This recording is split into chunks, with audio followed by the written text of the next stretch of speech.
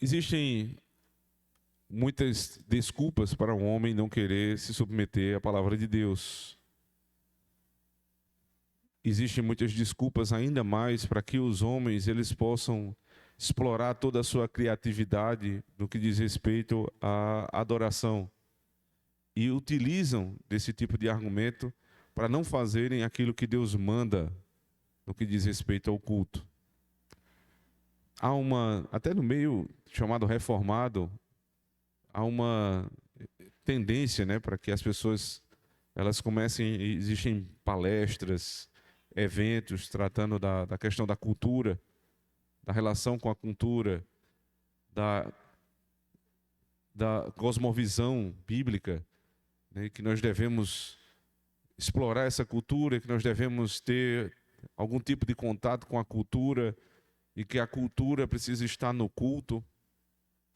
E com esse tipo de argumento, que tem um fundamento na verdade, eles distorcem aquilo que a Escritura nos ensina.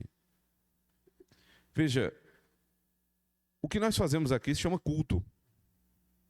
Ou seja, é um trabalho. E vem da mesma origem, da mesma raiz da palavra cultura.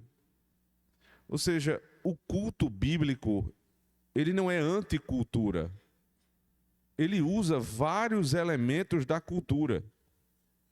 Ora, você tem discurso, você tem música, você tem encenação por meio dos sacramentos, você tem orações, você tem o uso da língua, que é parte da cultura, e na sua expressão mais formal, você tem absolutamente todas as vertentes da cultura. Só que perceba, a cultura, ela vai desde a boa música até o funk. E eu estou colocando o funk como o exato oposto da boa música. É lixo. Você tem desde um discurso, como um discurso bíblico pautado no texto sagrado, onde o ministro da palavra e dos sacramentos, ele expõe uma língua antiga, estrutura gramatical, contexto histórico, geográfico, teologia, doutrina, até a aplicação prática. Mas você pode ter também um discurso vazio e humanista. E tudo isso faz parte da cultura. Só que na cultura que Deus nos deu, nem tudo cabe. Deus não disse faça cultura de qualquer forma. O Senhor colocou o homem num jardim e dentre todas as árvores do jardim que eram frutíferas, ele disse, vocês podem comer de todas elas, mas ele determinou, ele limitou que uma delas não poderia ser comida. Mas ao mesmo tempo ele deu a palavra. Você, Adão, deve cultivar e guardar o jardim. Você deve fazer cultura. Mas você percebe que a cultura no Éden, ela não era totalmente livre? Que Deus deixou um limite para que se fizesse cultura? Porque o jardim é dele, porque o mundo é dele, porque o homem é feitura dele. Ele não tem liberdade para fazer cultura como ele quer. Você vai fazer cultura como eu mando. E enquanto o homem em Adão, ou seja, a humanidade em Adão, esteve debaixo da lei de Deus, ele fez verdadeira cultura. Mas imediatamente, quando o homem sai dos caminhos do Senhor, em Gênesis capítulo 4, não da descendência de Adão, mas da descendência de Caim, você tem na cultura descendentes de Caim fazendo instrumentos de ferro, instrumentos musicais, mas se casando com duas mulheres. O texto diz, ele olha para um homem e ele não gosta da forma como o homem reage ao seu olhar e ele mata. Mas não é cultura, não era um homem culto? Era. Mas era adúltero, era assassino. Porque a cultura não está acima da lei de Deus. A cultura verdadeira, ela está submissa à palavra de Deus. A verdadeira cultura, ela se submete à verdadeira verdade. A cultura não é a verdade, mas a cultura pode expressar a verdade de Deus. E dali em diante, o que é que você começa a perceber?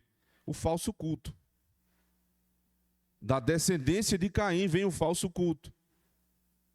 Existe sacrifício, existe derramamento de sangue, existem louvores, existem expressões de discurso religioso na descendência de Caim. Mas Deus rejeita e chama isso de idolatria.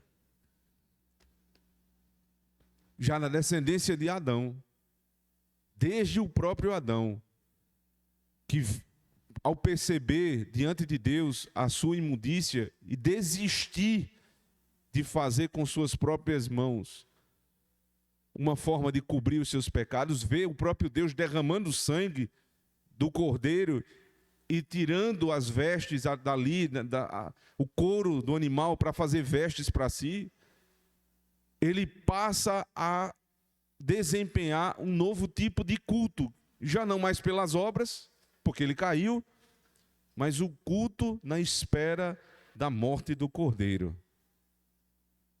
E toda a cultura dele passa a ser uma cultura baseada na espera. O tempo, o calendário, as formas litúrgicas, as festas, tudo que a descendência de Adão fez era com base naquilo que Deus revelou. Tudo que a descendência de Caim fez era com base nas suas próprias imaginações. Mas não é tudo cultura? Mas a um Deus chama de idolatria. Deus chama de imundícia. Deus chama de desejos carnais. E a outra ele chama de adoração, de vida santa, de algo puro. Portanto, irmãos, o segundo mandamento, que fala a respeito do culto, ele não nos ensina a rejeitar a cultura. Ele nos ensina a fazer a verdadeira cultura, não segundo as minhas preferências, mas segundo as de Deus. Nós não cantamos os salmos porque nós temos uma herança europeia. Isso é de uma ignorância absurda. Nós cantamos os salmos do jeito que nós cantamos porque nós temos uma herança bíblica. Porque há um mandamento na palavra de Deus, salmodiai. Existe a pregação no culto, não porque nós achamos que é um discurso agradável aos nossos ouvidos. Ah, como é bom, estou esperando aí, né, o desenrolar de Ruth, de Romanos, é como se fosse uma série da Netflix. Ora, existem analogias a esse respeito que são boas, inclusive, mas não é por isso. Nós temos esse discurso porque é dito na palavra de Deus. A fé vem pelo ouvir, ouvir pela pregação. E assim eu poderia provar a vocês que todos os elementos de culto não são preferências do ministro da palavra e dos sacramentos, mas todos foram revelados na palavra. E este princípio deve ser levado para a vida, irmãos. Música, filmes, séries, teatro, tudo que nós produzirmos, trabalho, precisa estar alicerçado na palavra de Deus. E esta cultura, se for alicerçada na palavra de Deus, é tão santa quanto este culto. Não se envergonhe do trabalho que você vai fazer amanhã. Você é dona de casa, precisa lavar a louça? Lave a louça tão animada quanto vem para o culto. Porque é tão santo o teu trabalho quanto este. Você é médico, é engenheiro, é comerciante. Sim, comerciante, vendedor. O teu trabalho amanhã, nestas ocupações, é tão santo quanto este aqui. Se for feito de acordo com a palavra do Senhor. Mas é possível estar numa igreja que tem um nome lá fora, Jesus Cristo é o Senhor. Estar com a Bíblia na mão.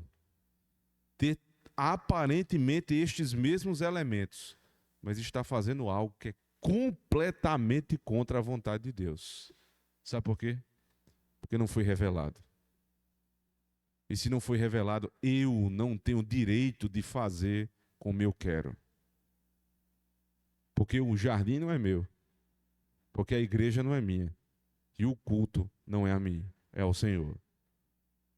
Nós vamos confessar, irmãos, os nossos pecados. E dentro desses pecados que confessaremos, incluiremos as muitas sugestões de Satanás para que façamos algo diferente daquilo que Deus mandou. As inversões de valores que a gente faz, colocando aquilo que fazemos no domingo em contraponto com aquilo que fazemos na segunda. E tantas outras formas de confundir a verdade divina.